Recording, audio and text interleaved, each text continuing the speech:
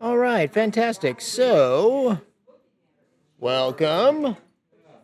We can go ahead and get started today. Welcome to Model Monday. As usual, um, this is the 1 hour a week that I get to force you to do whatever project I'm doing. Um, unless you come up with other projects, then I'm just going to force you to do the projects that I'm doing. And I have a new CNC machine in my apartment that I need to collect the dust from.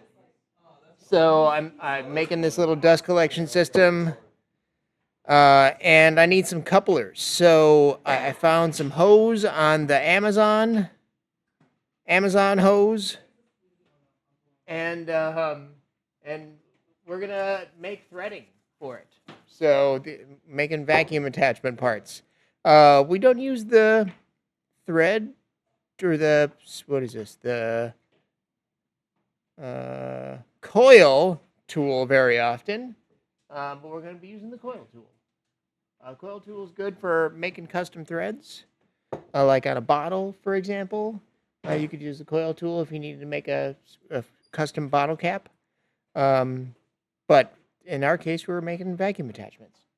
So, part of the key to this project is working over the top of a photo.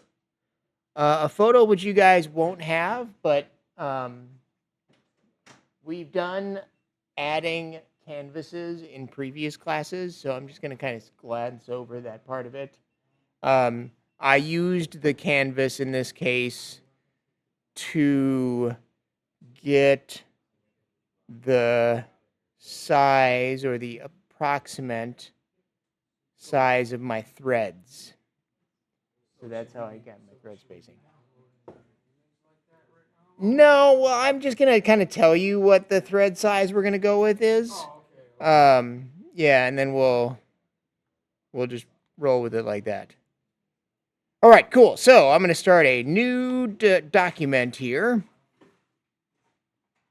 And on our new document, I'm gonna create a couple of circles. So from our create menu here, I'm going to go ahead and grab the create sketch option. And I am going to create a sketch on my top plane. So that's the XY plane. It's the plane between my green and my red axis there. And again, if I ever want to not accidentally hit one of these other options by accident, I can kind of use my navigation cube so I can look more straight down at that plane, so I don't accidentally click on another plane when I select it. All right, and the plane you draw on doesn't really matter. You can draw on any plane. Just my own OCD makes me do this. All right, so now, like I said, we're gonna draw a couple of circles. We're gonna make some center diameter circles. So we'll click on center diameter circle here, or create and circle and center diameter circle. As you may know from previous classes, I like to have some part of my sketch connected to my origin to kind of keep things constrained in space as well as in dimension. So I've clicked to place the center of my circle right at my origin. And we are going to make this circle 25 millimeters. I know it's weird for us to be drawing using a standard of unit of measure that the rest of the world uses, but it turns out this is a metric hose. These hoses are metric. All right, so now I'm going to click to place that circle. And now we can place one more circle. So I'm going to click to place another center diameter circle here. And this one is going to be 30 millimeters. these measurements, and I am not currently drawing in millimeters, but I mean, I could be changing my units to millimeters. And maybe that's a good practice here when we're going to draw something in millimeters, it automatically converts to inches because our standard units in our document settings are set to inches. So I might change that to millimeters for just this one class. So if we spin open our document settings here and we hover over units, right now we're drawing in freedom units, but if I click that little icon that appears next to the units after I hover over it, then I can, if I click on this little icon with a piece of paper and a pencil, I think that's what that icon is supposed to be. Then I can change my unit type. And if I change my unit type to millimeters, I'm not going to set that as a default because I just tend to think in freedom units. But in this case, like I said, the hose is metric. Like a lot of things in the world, metric. All right, cool. These measurements represent the kind of the inner diameter, kind of the innermost diameter of my rings and the outermost diameter of my rings. So this B is the 25 millimeters, and A here, that's the 30 millimeters. And, it lists it in. That's how I was just looking at. It does, but like 15/16, 25 millimeters. So, it might say it's English here because this is an American website, but I call shenanigans because clearly, yeah, right. Mm-hmm.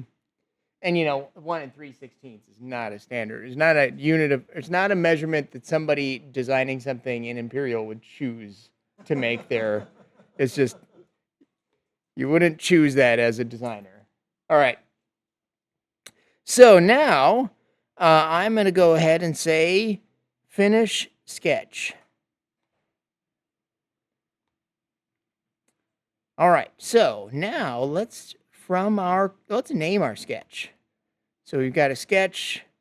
This is our it's called Sketch 1. Sketch 1 is a terrible name for this sketch because the number 1 is nowhere on this sketch. It's 2 circles. So you can call it 2 circles. I'm going to call it my hose profile.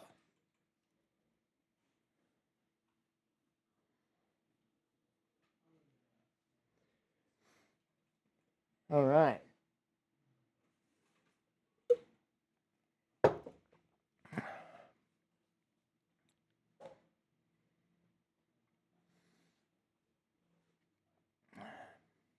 I have to keep my jokes G-rated here, but I want you to know, Nick, that I'm holding it in. Okay. All right. So now let's extrude out our circle. So from our create menu, let's go ahead and grab the extrude tool. And I'm going to extrude out the center circle here. I'm going to extrude that up. Like 20 millimeters. 20 millimeters is like 1.5 inches-ish. It's like 3/4 of an inch. It's like what you said. Yeah. It's about that far. I know that there's 22.5 centimeters is an inch. 25.4 centimeters is an inch. Okay. All right. Okay, yeah, right, exactly, yes. Do you know how the original inch was determined? The original inch was 3 grains of barley laid end to end. That's an inch. Yeah. All right. So now that you have 2 grains of barley tall, now let's actually make the fun part. So actually at this point is the part where we would attach our canvas. So we would say insert, and we would insert a canvas, and that canvas would be the picture that we took. But again, we've gone over that before, so we're going to kind of skip over that part, and I'm just going to tell you the pertinent measurements to be at here.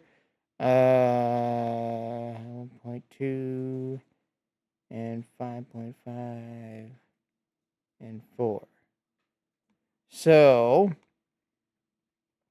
from our create menu here, let's go ahead and grab the coil tool. So we're going to say, hey, we want to make a coil. And here, this is an interesting tool to use. And here's where I love these tooltips here. A, it tells you what it does. Short and simple. Creates a solid coil. B, the second part of this thing, the second paragraph in all these tool descriptions, they always tell you how to use the tool. So if you've not used this coil tool before, and like all of these 3D tools, I think are non-intuitive to use, like making a 3-dimensional shape without a sketch is kind of weird. So in order to make a tool, you select the plane, then draw a circle to specify the major diameter of the coil. That's kind of true. The major diameter. It's not really the major diameter, I don't think. But so anyway, we're going to click on this coil tool. The plane I'm going to click on the same plane that my sketch is on. So it wants us to choose a flat surface here. So if I hover over, I can probably click on my sketch over here in my browser as well. But if I hover over this circle, it lets us choose the flat surface that's kind of like behind this cylinder here. So I'm going to choose that. And unlike when you're making a sketch, it spins you around to look straight down at that 2-dimensional surface that you're drawing on. Here in this case, it doesn't spin us around. It lets us draw a 2-dimensional circle just from whatever view we happen to be at right there. And if I make this circle 25 millimeters,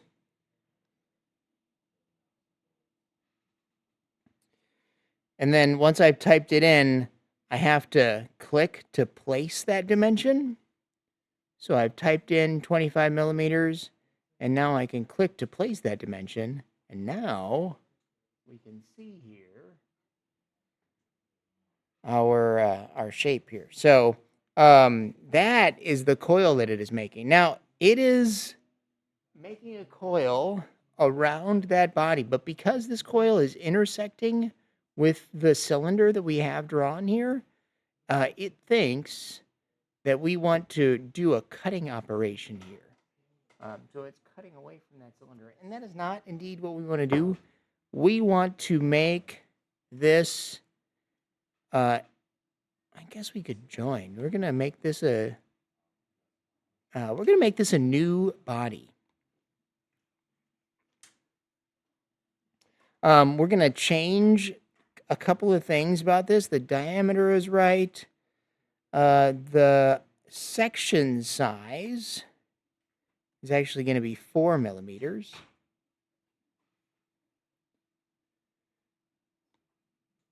The revolutions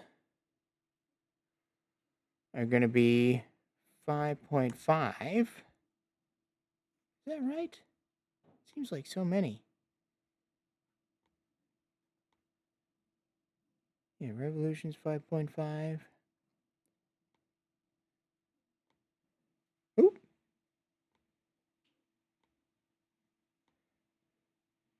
And the height is going to be 1.2 inches. Because why not mix metric and imperial measurements together? That's fun for us. All right, cool. So that is ostensibly our hose shape there. So now I'm going to go ahead and say okay.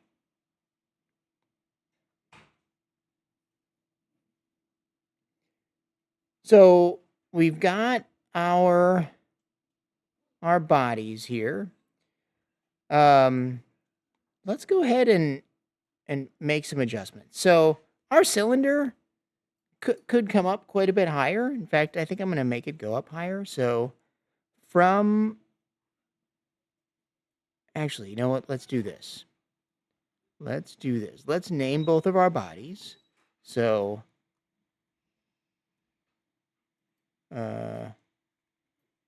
CYLNDER. Close enough. That's a cylinder, and this is our coil. All right. Let's take our cylinder, which kind of exists in the partway up the beginning of this coil. We want the coil to kind of fully leave the bottom of the cylinder here.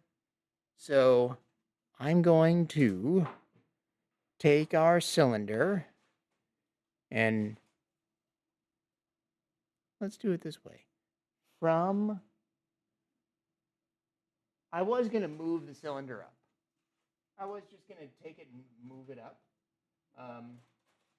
But I wonder if there's value in doing something right the first time, even though you don't know what the right thing to do the first time was. And by that, I mean, we can now that we know where that we want the cylinder to be, we can go back in time and change where that cylinder is, right?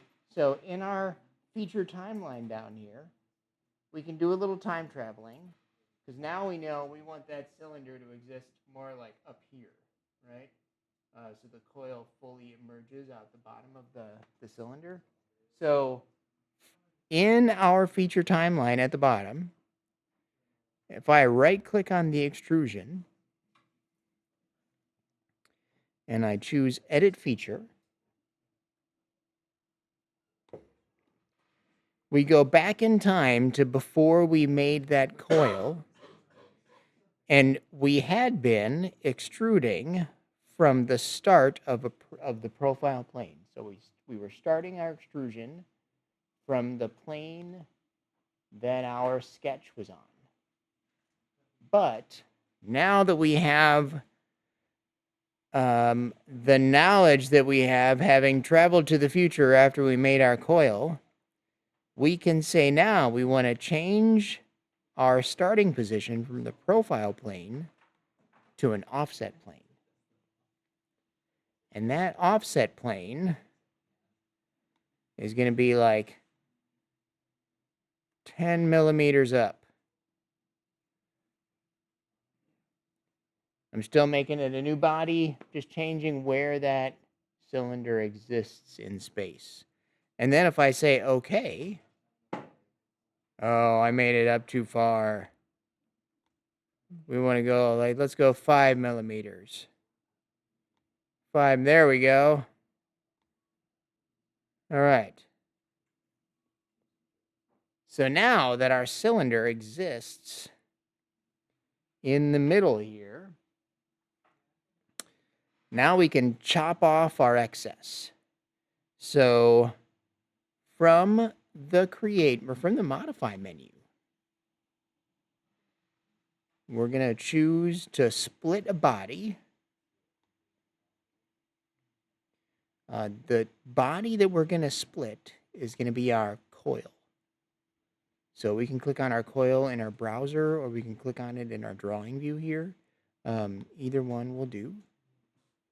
And then the splitting tool, or tools, because it can be plural, our splitting tools, if I click on that select button there, I can hover over the circle that is the top of my cylinder, and then I can twist my drawing view so I can see the bottom of my cylinder. And I'm going to cut off the top and the bottom of my coil like that.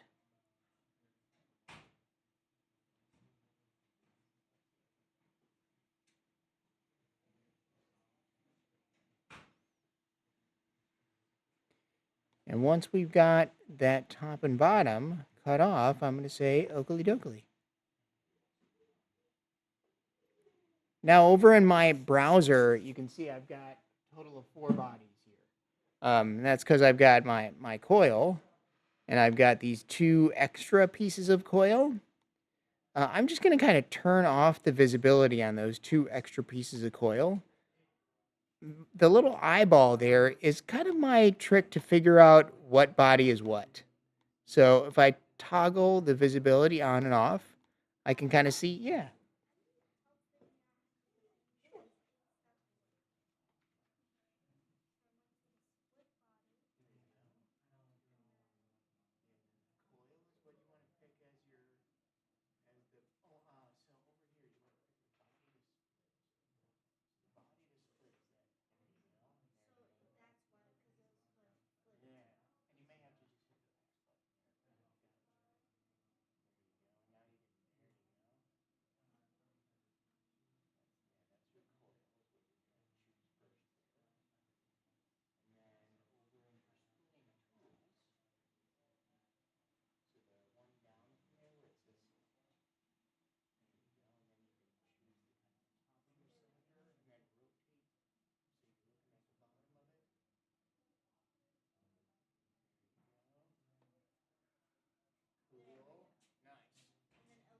Yeah, and then you can say, okay.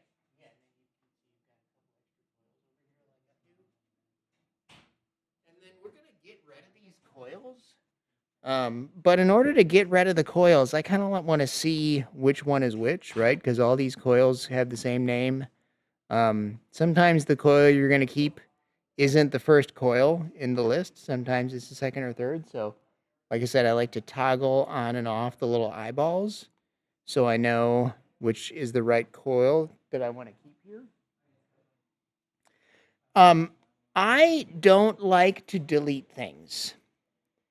You can delete things, but when you delete things, you kind of delete them from existence all throughout the timeline here. So it's kind of a risky thing to do, especially if you're deleting the very first one, if you're deleting coil, then coil 1 or coil 2 can't really exist because you've kind of deleted its parent. So rather than delete, if you don't want to see it cluttering up your bodies folder here, you can right-click on the body that you want to not see anymore, and you can say remove. Removing it only removes it going forward on the timeline. In fact, it gives you a little icon down here. That's a remove icon down here at the bottom. And even though I can right-click on both of these coils and remove them, I can always go back and unremove them if I go back in time and do a little time traveling. So now the last thing that we want to do here is let's just combine our cylinder and our coil together. So from the modify menu, I'm going to go ahead and choose the combine tool. And I'm going to pick the cylinder and the coil. The order of you choose these kind of matters if you want to keep one of these names. So if I were to choose the coil first and the cylinder second, and I say, hey, I want to join these things together with this little join icon here, and I say, okay, you will see that the final body's name is coil, which is good for me. I'm good with that. It's a fine name. All right, so now let's do a little bit more time traveling, because time traveling is fun. So this is the hose shape of our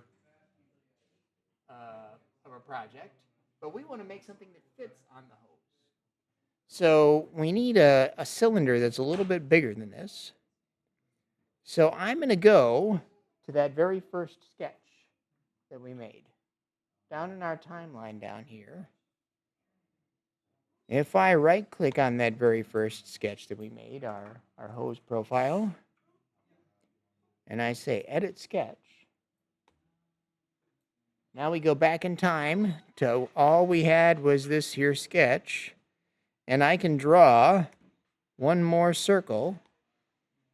I'm going to make it a 35 millimeter circle. And I'm going to say, I'm going to hit enter. So I've got a 25, a 30, and a 35 millimeter circle here. And now I can say finish sketch. So now, if I choose from my create menu, the extrude tool,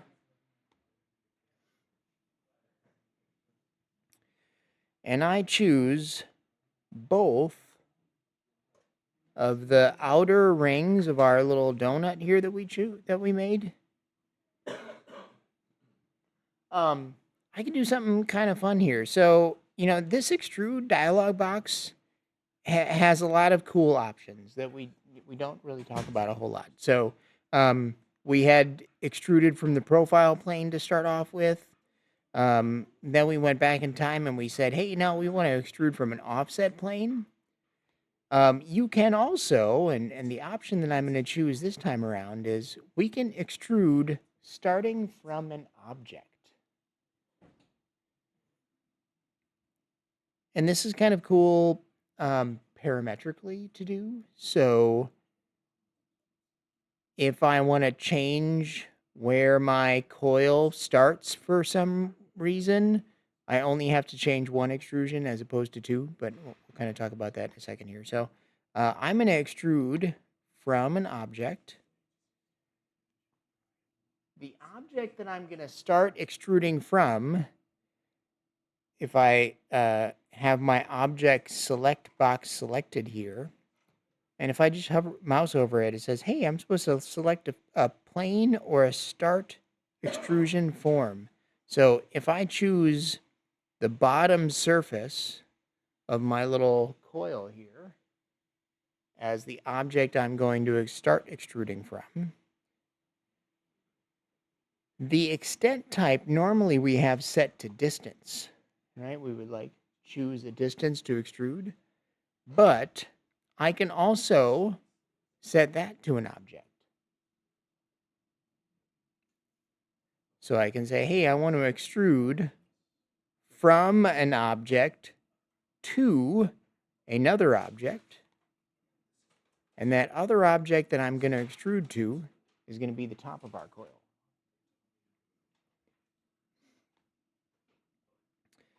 So the default here, it thinks you're trying to make a cut because you have two bodies that are overlapping each other. But we actually want to make this a new body.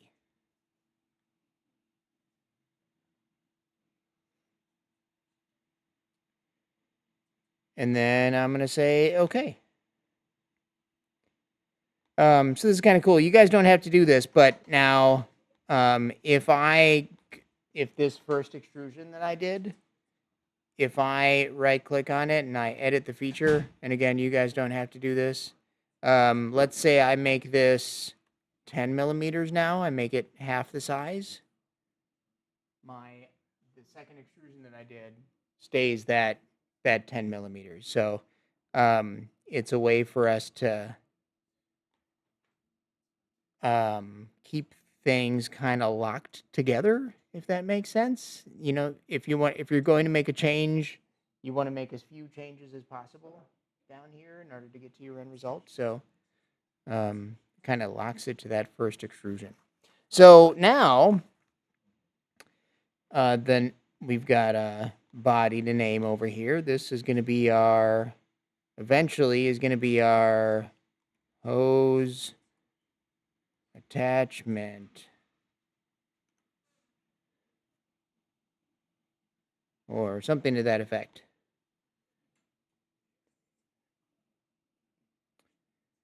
Now we have our hose, and we need to take our hose body and we need to cut it away from our hose attachment here. So from the modify menu, I'm going to make sure I don't have anything selected.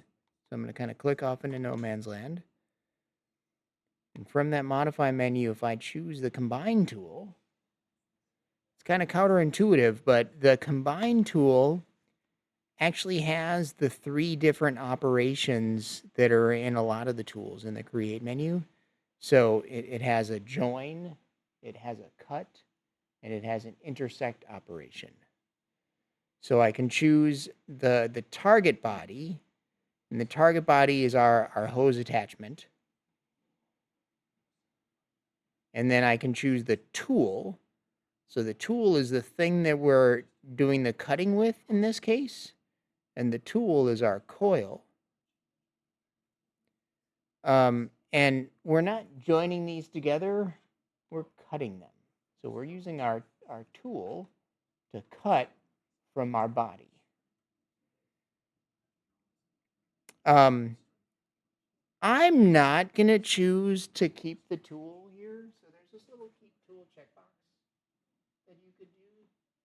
And if you choose that, you'll still have 2 bodies over here in the right-hand side.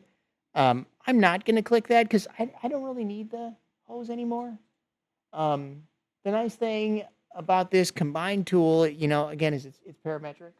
So down here, I've got a little combine icon in my timeline. So at some point in the future, if I'm like, oh man, I really wish I had that hose body still, I can go and right-click on this combine, and I can say edit feature, and I could add the little checkbox, and now I've got both bodies going forward into the future here. But like I said, I don't really see a need to keep that at this point. All right, so now we've got a thing that will attach to our vacuum. But this is going to do a terrible job of vacuuming a thing. So let's actually make an end to it. So let's make from our modify menu. I'm sorry, from our construct menu. Let's add an offset plane.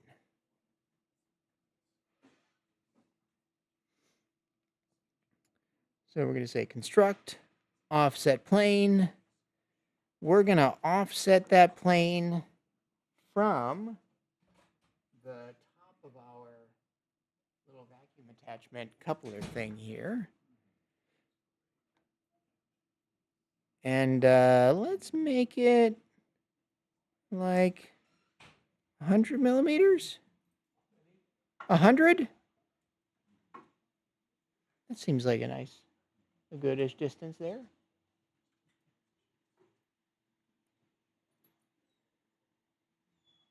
I don't know how many inches that is, but it's about that far. All right. Oh, yeah, roughly 4. There you go. It's like a little under 4, I guess, right? If it would be 25.4. All right. So 100 millimeters, and I'm going to say, okay. Now, on that plane, let's go ahead and make a sketch. So from our create menu, let's go ahead and grab our sketch tool. So we're going to create a sketch.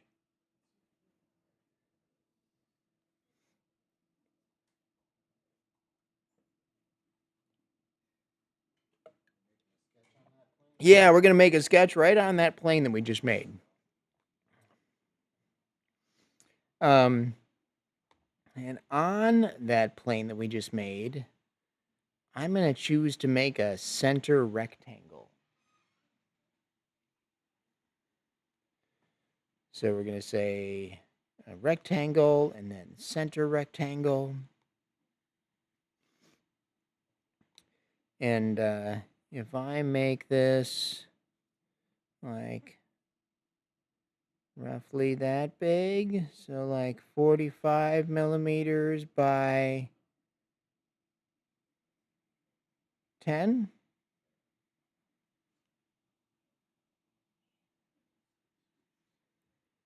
And then I'm going to hit enter.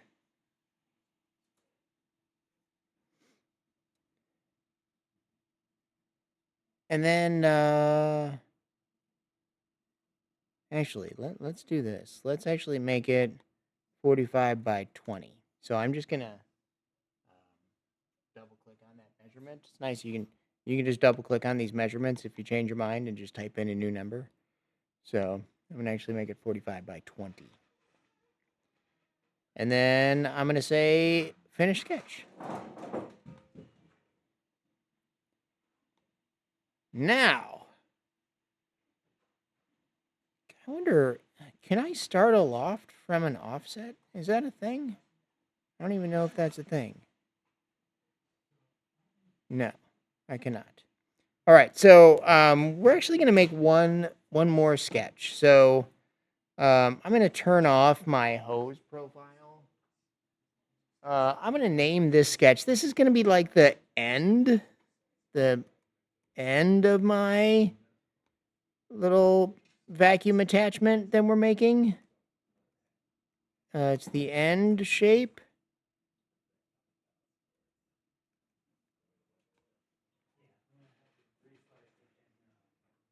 I wonder, let's see if it'll let us do it without making another sketch.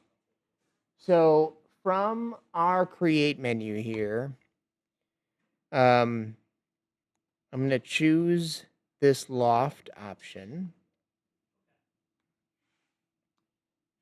And as I'm not sure if it's going to let us do this. Nope, it's not going to let us do this. Okay. So it doesn't really like lofting open shapes into non-open shapes. And like even if, let me just do a little experiment here. Even if we had like two shapes that were similar-ish,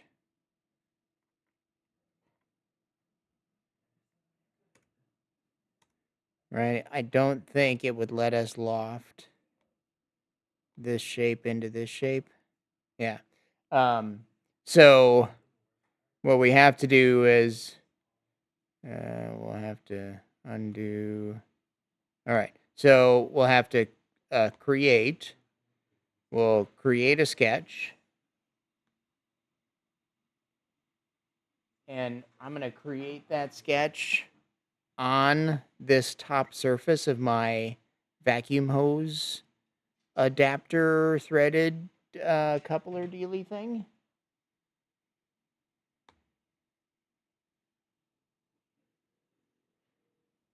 And I don't even have to draw anything on this sketch. So when you create a sketch on a surface, you kind of automatically get whatever lines are directly on that surface for free. So if I just hover my mouse over this surface, you can kind of see the shape that I've automatically gotten here.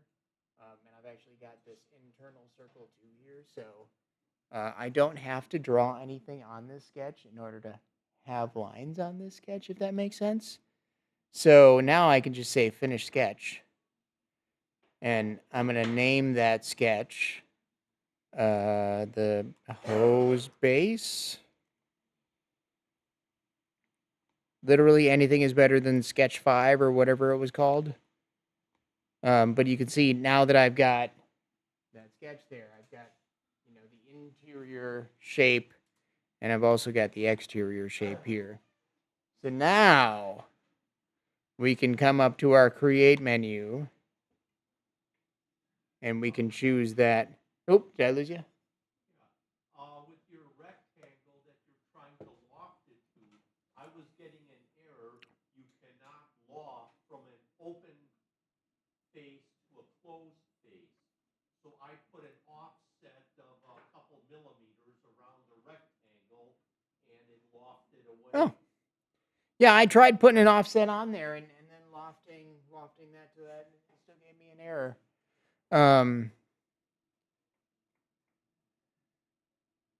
Let me try it again, just for fun. Edit sketch, offset, 4 millimeters, and now if I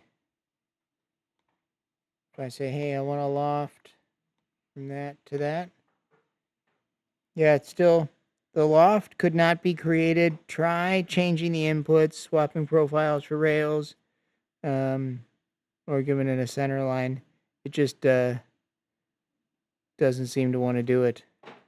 So in the past, what I've done in these occasions is sometimes I'll do 2 lofts. So I'm going to say finish sketch. So I'll say create, and then I'll make a loft here. And if I select both of these, the interior and exterior is profile 1 there. And then I'm going to hit the plus button over here in my loft tool. So if I hit the little plus button, now I can pick a second profile, and it's going to loft those into each other there.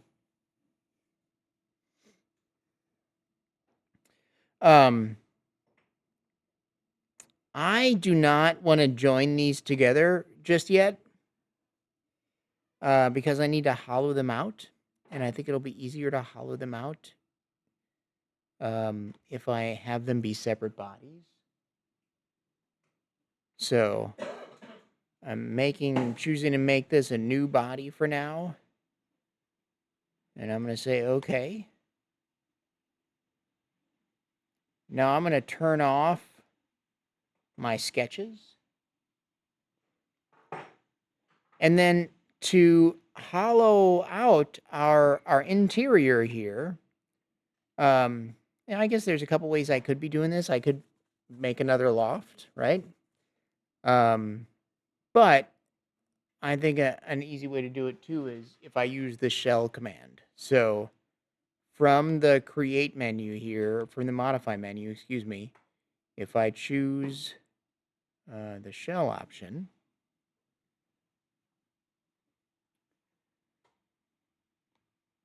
and then before I type in any number, it lets me select the faces. So these are the open faces of our shell. And in this case, we want to have 2 open faces. We want it to be open at the top. And if I spin around to the other side, we want it to be open at the bottom. And now I can type in a dimension for that thickness of that wall there. And like 3 millimeters is probably phenomenally adequate for a vacuum wall thickness.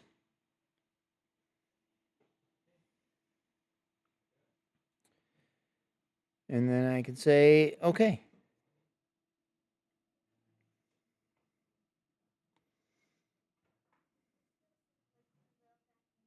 Yeah. And now that I'm looking at this, I'm gonna go.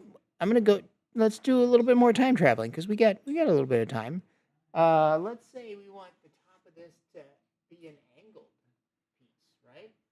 So if we go back in time to before we made our shell, right? So I just drag my history marker to before we made our shell so we don't have any openings at the top. I can add a step here. So from the modify menu, I can choose to add a chamfer. Pretty sure this will work. And if I add a chamfer to this side right here,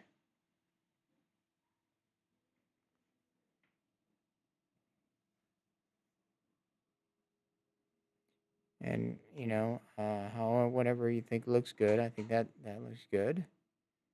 And then I say okay. I think it is my prediction that the shell is going to give me an error when I come into the present. Because in my opinion, the face that I chose for my shell no longer exists. So I'm pretty sure it's going to give me an error. It does. It's going to give me a warning. All right. And if I right click on this shell, as you can see, it's yellow. Usually when something completely fails, it is red and not yellow.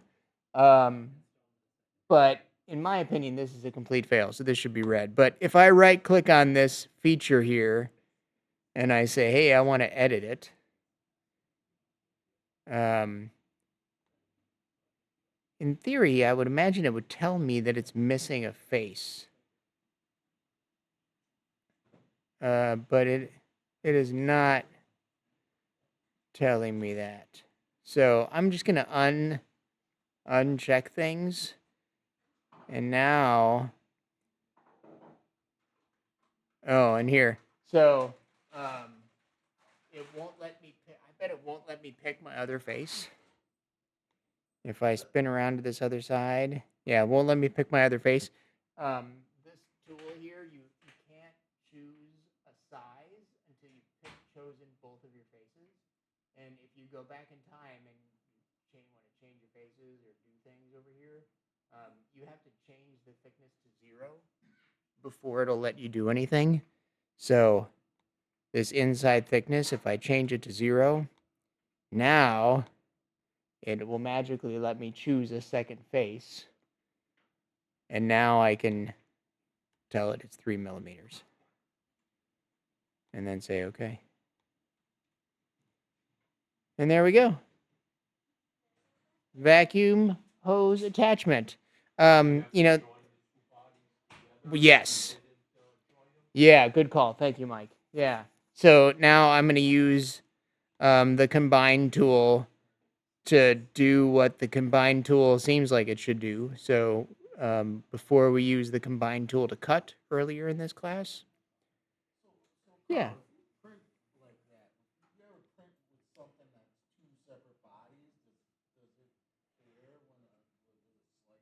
Some slicers care and some slicers do not. If I export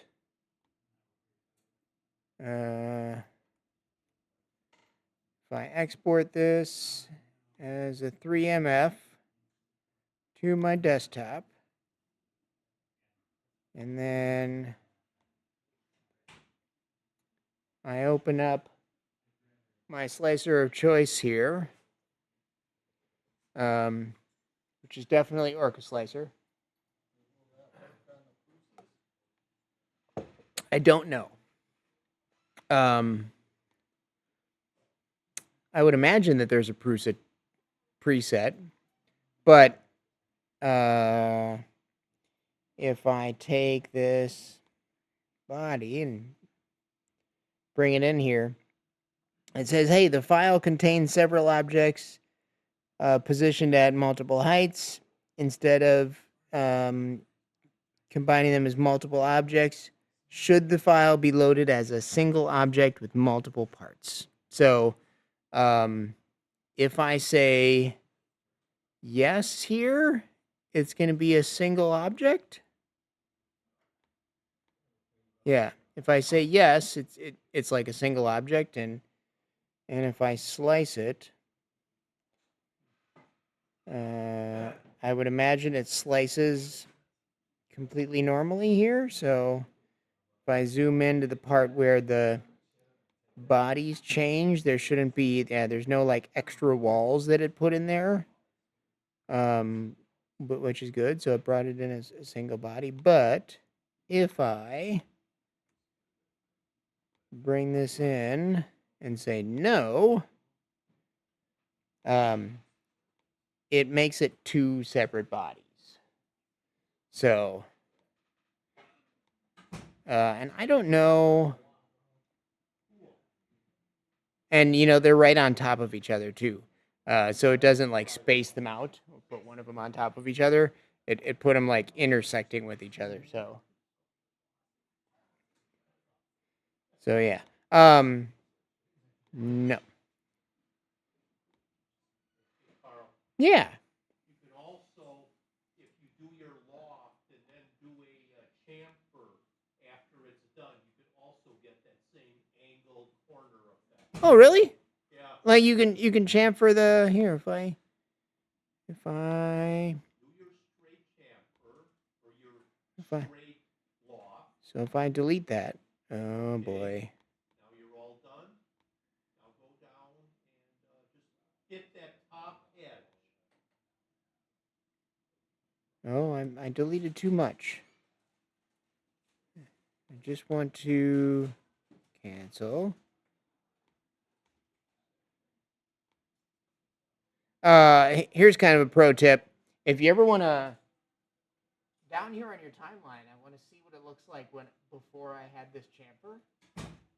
I can right click on this chamfer down here, and I can say suppress feature. So if I choose that suppress feature option, that is, I guess it gets rid of the, but in theory, it just gets rid of that one feature. Yeah, and it won't let me do the loft without it. So if I put that shell back in here now, 4 millimeters. So now you're saying I can just grab my chamfer tool and just chamfer this edge like that. Oh yeah, look at that. Yeah, neat. Yeah, good tip. And if you want to, you could look at this and go, hey, this end shape here, I actually want this to be 10 millimeters. Let's make it real narrow. Or we could say, hey, we want this to be 20. And we want this to be 100. There's like a real wide one. So a lot of different hose attachments that you can make with just changing a single sketch profile. And there you go. That's how I'm making my dust collection in my apartment. Mm-hmm. Mm-hmm. Yeah. Precisely. Cool. So that's it. And I will see you next week.